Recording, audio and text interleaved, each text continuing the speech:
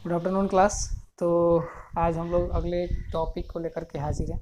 तो हम लोगों ने पीछे पढ़ा था कि मिनहाज ए सिराज का थॉट्स पढ़ा था कि वो रज़िया सुल्तान के बारे में उनका क्या थॉट्स रहा था, कि जब वो रज़िया सुल्तान मतलब गद्दी पे बैठी थी तो उन्होंने कैसे और क्या क्या करके रज़िया सुल्तान को गद्दी से हटाया, किन किन के कारणों को से हटाया, और सभी कारणों पे हम लोगों ने बात किया था पिछले वीडियो में।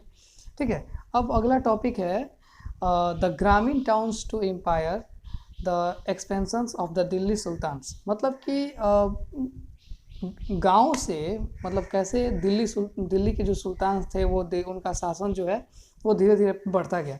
तो सबसे पहले हम लोग बात करेंगे इसमें खिलजी डायनेस्टी के बारे में। खिलजी एक डायनेस्टी था, ठीक है।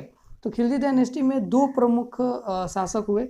जो पहले शासक थे जलालुद्दीन खिलजी, ठीक है, और दूसरे शासक हुए अलाउद्दीन खिलजी, ठीक है। तो इन लोगों ने, इनके शासनकाल में क्या हुआ कि अब देखिए, हम लोग इनके शासनकाल पढ़ने से पहले पहले दो शब्दों का मतलब जान लेते हैं, जो कि है पहला हिंटरलैंड।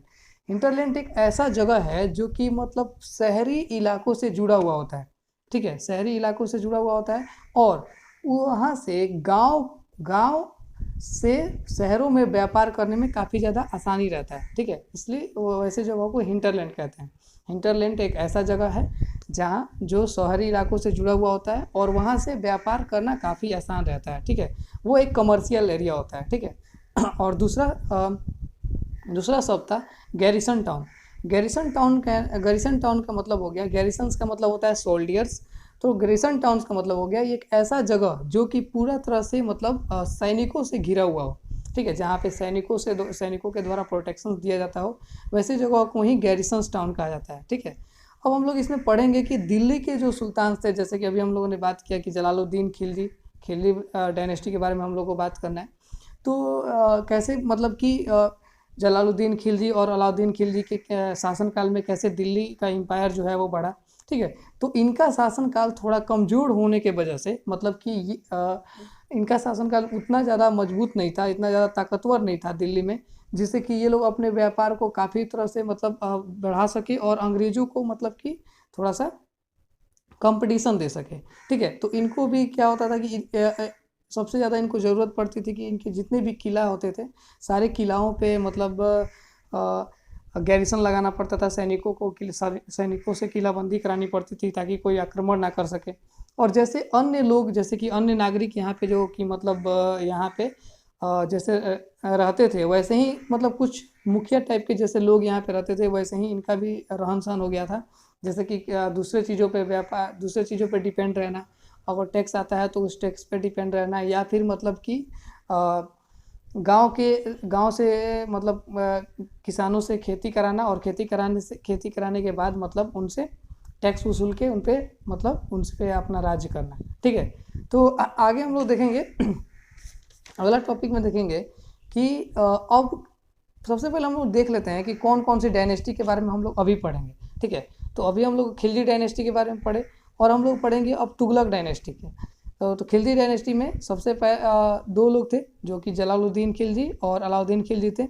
वैसे ही तुगलक डायनेस्टी में तीन लोग हुए। पहले थे गयासुद्दीन तुगलक, दूसरे थे मोहम्मद तुगलक, और तीसरे थे फिरोज शाह तुगलक, ठीक है। तो अब इन लोगों की डायनेस्टी में क्या हुआ कि इन लोगों ने सबसे पहले अपने राज्य का इंटरनल ठीक किया।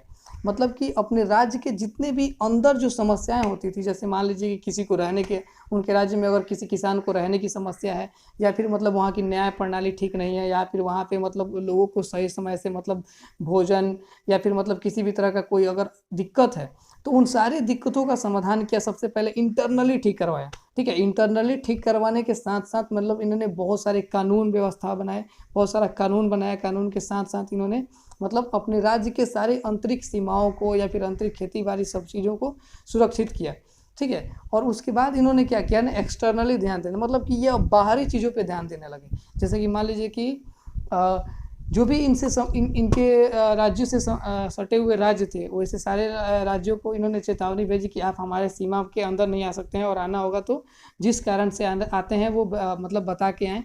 और जैसे मान लीजिए कि अगर कोई अन्य राज्य के लोग यहाँ पे व्यापार करने के लिए आते हैं तो वो पहले रीज़न बताएं कि हाँ आप व्यापार करने आ रहे हैं, और उसके बाद आप जिस व्यापार के लिए आ रहे हैं वो मतलब क्या करें कि उसके लिए कुछ टैक्स दें। ठीक है, तो इस तरीके से मतलब इन लोगों ने अपना राज्य को काफ़ी बढ़ाया, और इन तीनों के राज्यों में, जैसे गयासुद्दीन तुगलक, मोहम्मद तुगलक और फिरोज शाह तुगलक के राज्यों में काफ़ी ज़्यादा मतलब कि इनका राज्य जो है वो मजबूत हुआ, शक्तिशाली हुआ, और दिल्ली सल्तनत इस समय मतलब काफ़ी ज़्यादा एक मतलब पहले से ज़्यादा मजबूत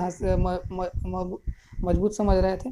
ठीक है, अब देखिए यहाँ पे मतलब कॉमर्स और ट्रेड के लिए भी, जैसे मान लीजिए कि जो गैरिसन होते थे, ठीक है, तो इन्होंने सबसे पहले अपने व्यापार को ठीक करने के लिए, जैसे मान लीजिए कि अपने में सबसे पहले सोचा कि अगर हम लोग तब तक मजबूत नहीं बन सकते हैं जब तक कि हम लोग पास व्यापारिक व्यवस्थाएं नहीं होगी, हम लोग के पास कोई खरीदने और बेचने वाला कोई अगर नहीं होगा, तो अपने व्यापार दूसरे राज्यों से शुरू किया। और दूसरे राज्यों से व्यापार करते समय देखा ये कि अगर कोई भी व्यक्ति रास्ते में अगर उसका सामान लूट लेता है या फिर मतलब उसको बर्बाद कर देता है, तो इससे बचाने के लिए मतलब उन्होंने चेक पोस्ट लगवाए, और चेक पोस्ट लगवाने के साथ साथ वहाँ पे मतलब गैरिसन्स को भी वहाँ पे रखा, जैसे कि मतलब सैनिकों को भी वहाँ पे रखा, जिससे कि इसका हिफाजत हो सके। ओके, तो ऐसे ही बहुत सारी बदलाव किया। और ठीक है, और मतलब जिन्होंने मतलब कभी कभी क्या होता था कि इन लोग के शासनकाल में भी मतलब क्या हुआ कि ये लोग दूसरे राज्यों पे आक्रमण करते थे, और आक्रमण करने के बाद वहाँ के सारे सैनिकों को, घुड़सवारों को, घोड़े को, हाथियों को, और मतलब जितने भी वहाँ के मतलब इंपॉर्टेंट चीज़ें होती थी सबको अपने राज्य में ले आते थे, और उनका राज्य और भी मजबूत होता गया इस तरह से करके।